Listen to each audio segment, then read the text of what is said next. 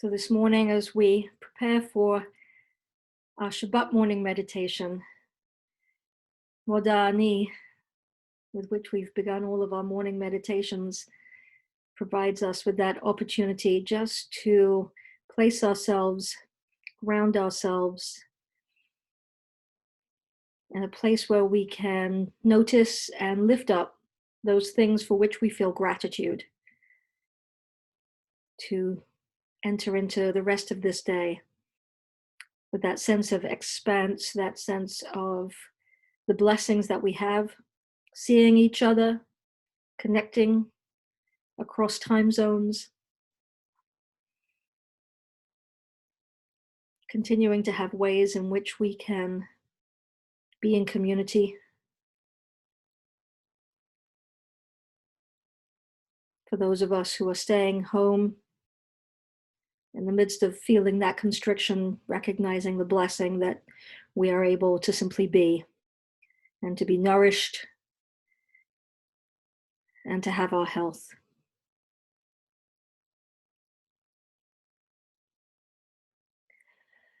Modani lefanecha, Modani lefanecha,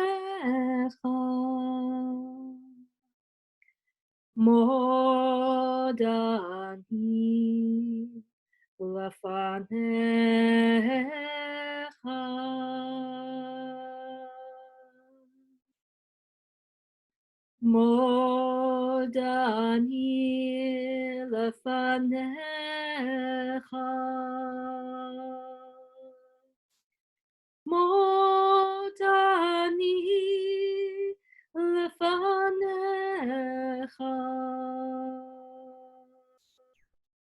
Modani lefanecha, Modani lefanecha,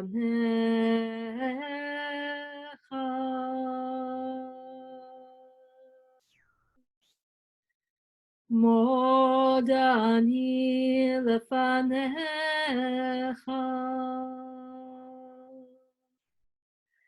Modani lefanecha, Modani lefanecha, Modani lefanecha, Modani lefanecha,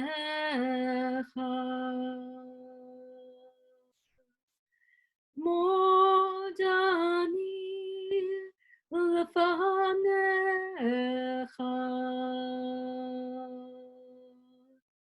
Modani lefanecha.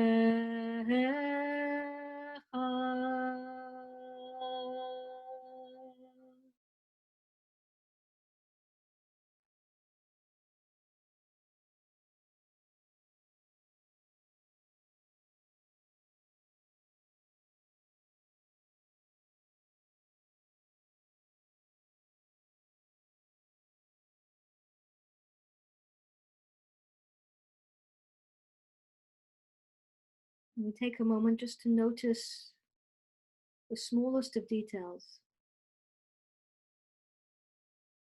The seat that we're sitting in, how it supports our spine, grounds us.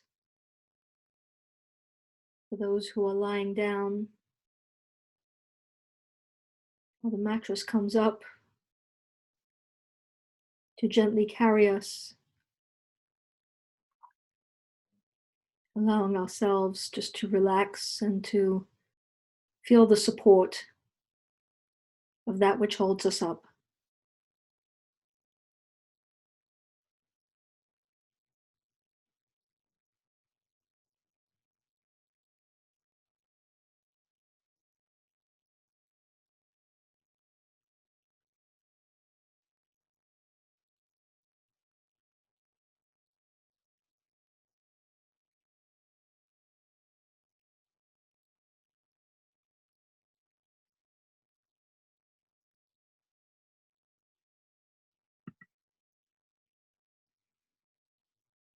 Elohai neshama shenatata bi tohorahi. My God, the soul you've given me is pure.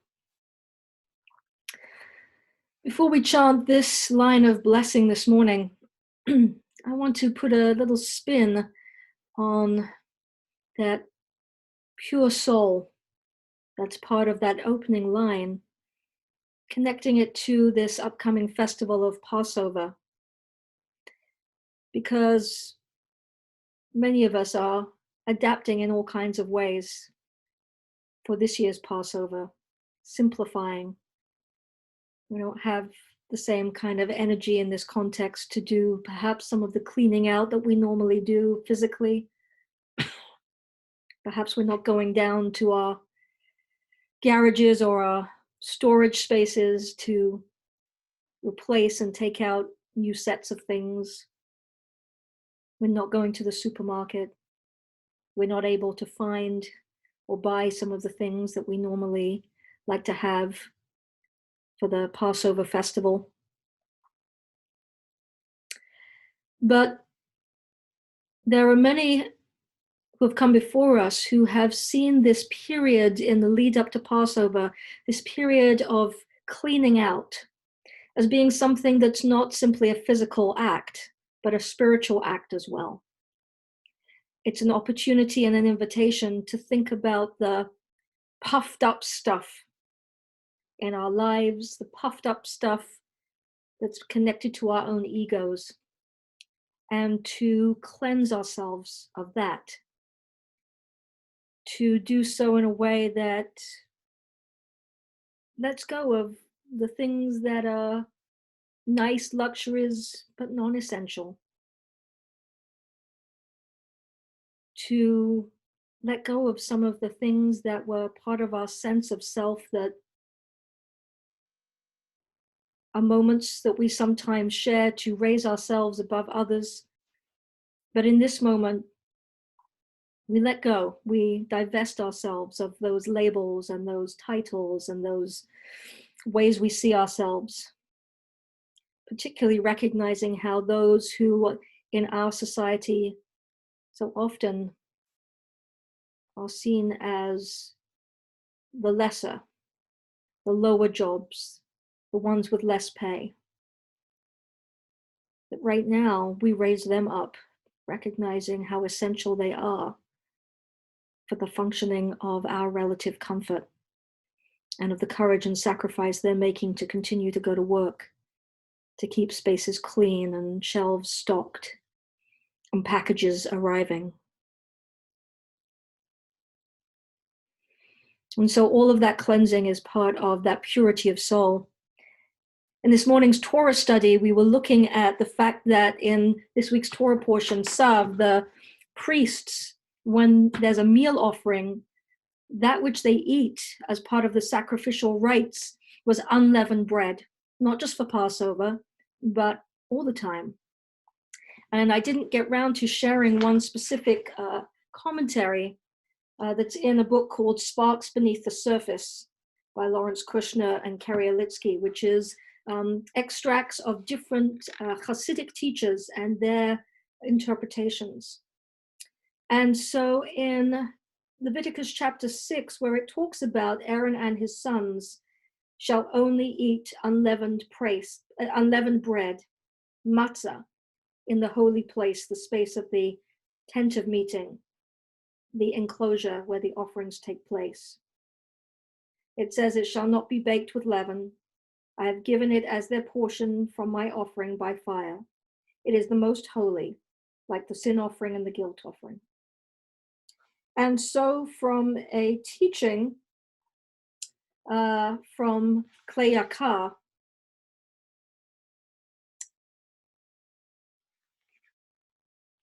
it talks about how the perfect tzaddik, a righteous person, is one who's never sinned at all, whereas one who has sinned has turned into teshuva, and in turning into teshuva, they are seen as being in the Holy of Holies.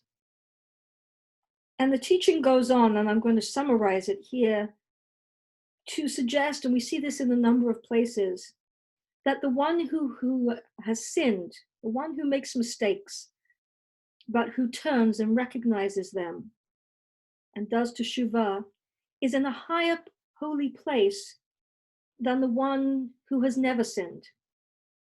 And in this teaching, they are connecting that to the eating of matzah, that which is unleavened, the non-puffed up bread, and eating that in the inner sanctuary. That, in fact, all of us make mistakes. And to recognize those mistakes, to let go of that puffed up, I'm different, I'm higher, I'm holier.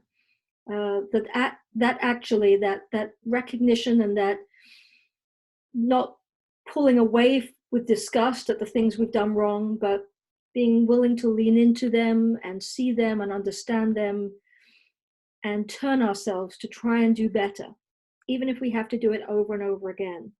That it's that very activity, that spiritual activity of trying to notice and ask for forgiveness and to do better, that actually gets us closer to the Holy of Holies.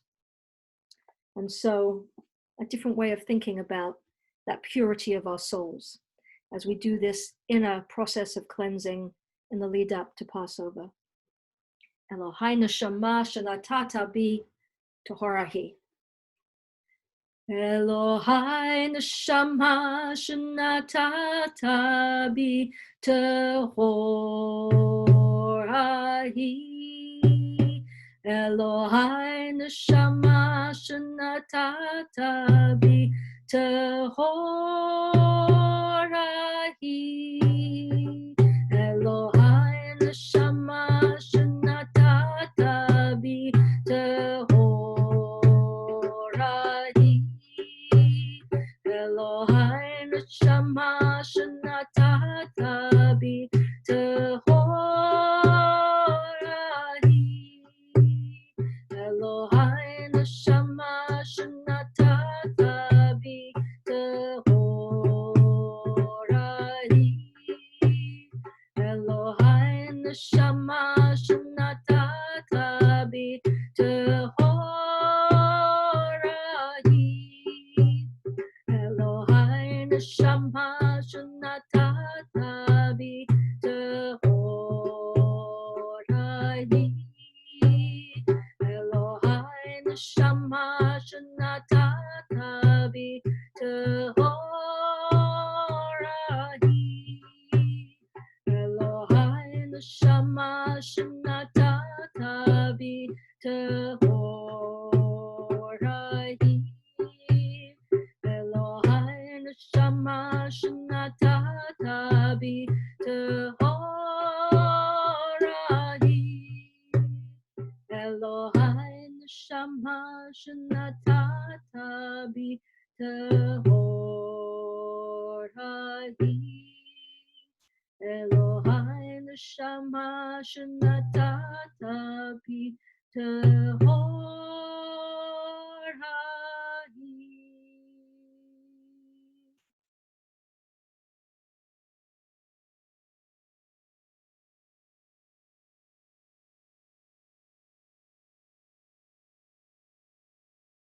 Just relax into the stillness, into the gentle rising and falling of the breath in the moments following the chant.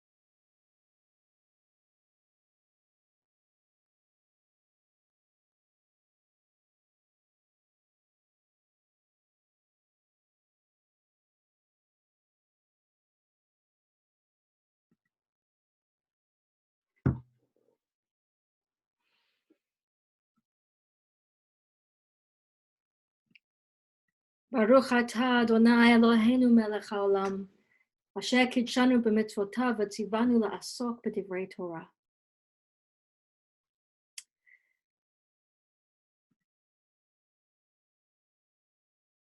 As part of our Seder ritual, and also in the festival services for Passover and for the other pilgrimage festivals, the festivals that historically were when pilgrimage was meant to be made while the temple stood in Jerusalem, which would have been Sukkot, Passover, and Shavuot, we recite a series of psalms that we call the Hallel Psalms.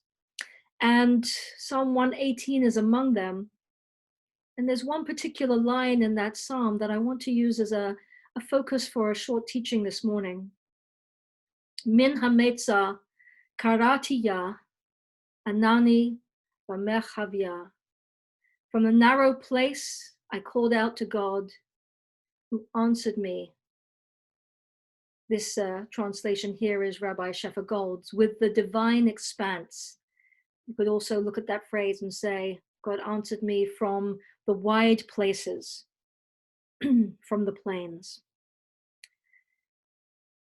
And I bring your attention to that word for the narrow place, hametza.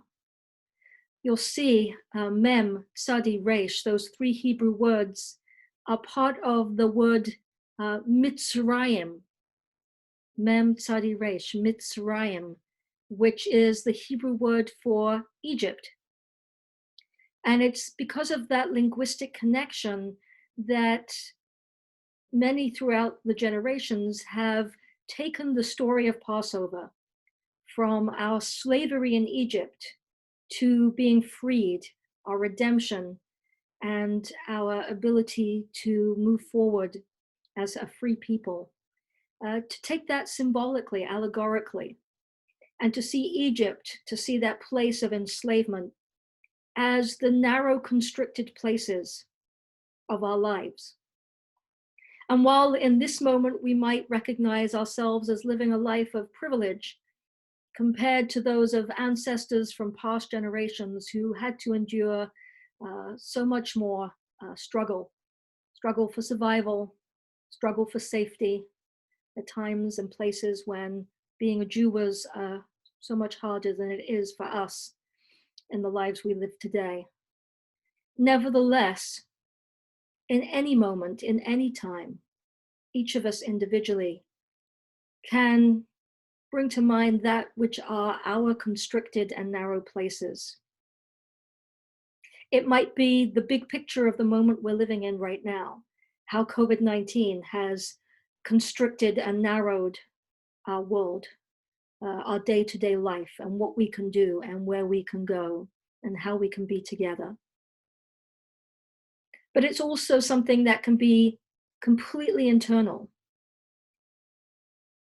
When do I notice that there are constricted places within me? Those constricted places when perhaps I don't respond with as much patience as I would have liked to. Or perhaps I'm responding, I'm reacting, and making choices out of a fear or an anxiety. Perhaps I'm making choices out of a place of not thinking there'll be enough for me. Can I loosen my grip a little from a tight, narrow place to an opening up, an expansiveness, a generosity of heart? Can I have room for a little more compassion? Can I have the ability to listen to someone and what they're going through with a little more patience? And at the same time, are there times when I self-constrict because I'm too self-judgmental? I beat myself up because I'm not doing more, or I didn't get enough done today. Do I need to open myself up with a little more self-loving and self-compassion? Because this is a hard time and it affects our energy and our ability to do and to be in ways that we don't always realize.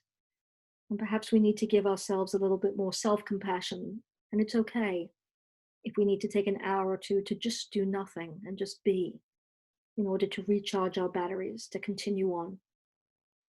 These are our narrow and constricted places, and we can interpret it in so many different ways.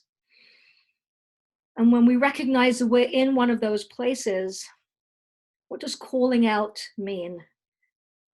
It can simply mean, in the context of meditation, just paying attention, just noticing and saying, oh, look, I'm feeling stuck right now. And in noticing, and then perhaps just breathing through that moment of tightness, that moment of anxiety, we give ourselves the time we need to open ourselves up to the expansiveness again. And the answer comes. So we'll chant this line from Psalm 118, and after the chant, we'll move into some breathing meditation, and we're going to use the breathing meditation that I offered a few sessions ago. Breathing in the Yud, Hey, Vav, Hey, the 4 letters of the Hebrew of God's name, because that's the divine expanse. It's just in the breath and recognizing that in breathing, we are able to connect to that divine expanse. Min hametza karatia anani v'hamechavia. Min hametza karatia anani v'hamechavia. Anani, anani, anani, v'hamechavia. Anani, anani, anani, v'hamechavia. Min hametza karatia anani v'hamechavia. Min hametza karatia anani v'hamechavia. Anani,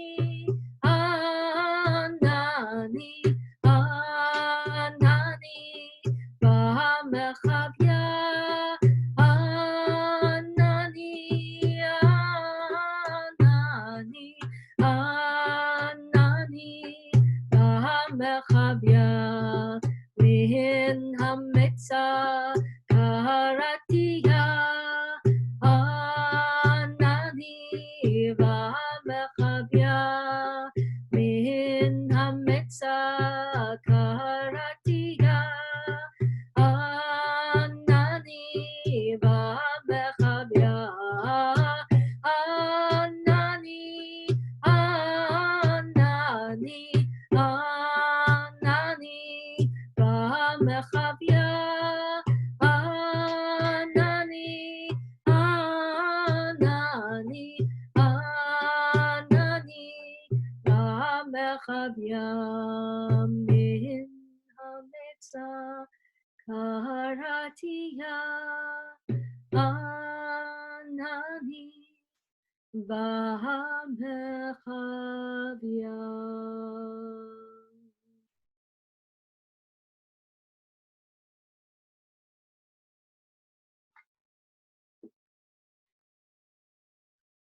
I've placed on the screen for us the 4 letters Yud, Hey, Vav, Hey, presented vertically, mirroring the human form. And so we breathe in, envisioning, bringing in energy from above our heads as we draw the letter Yud. As we breathe out, we send the air across our shoulders and down our arms, out through our fingers. letter Hey. We breathe in, we feel the air travel up the length of our spine. When we breathe out, sending it across our hips, down our legs, and out through the soles of our feet, the letter Hey. Breathing in, Yud, and out, Hey. Up the spine, in, down the hips and legs, Hey. Yud, Hey. Vav, Hey. Feeling the expansiveness as we breathe in, out, in, out. Noticing where the tight, constricted places are in our body. Breathing into those places and breathing out to release them. We continue by ourselves with the breath and with the visualization for these next few minutes.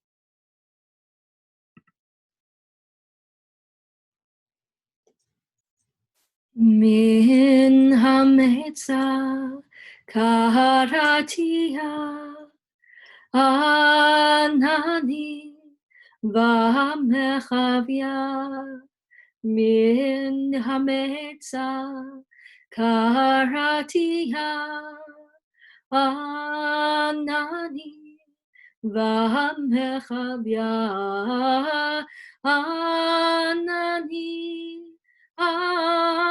Anani, Anani, V'hamechavya, Anani, Anani,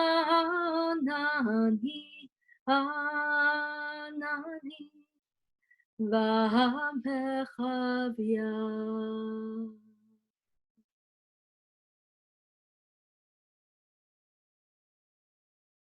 Boker Tov, everyone.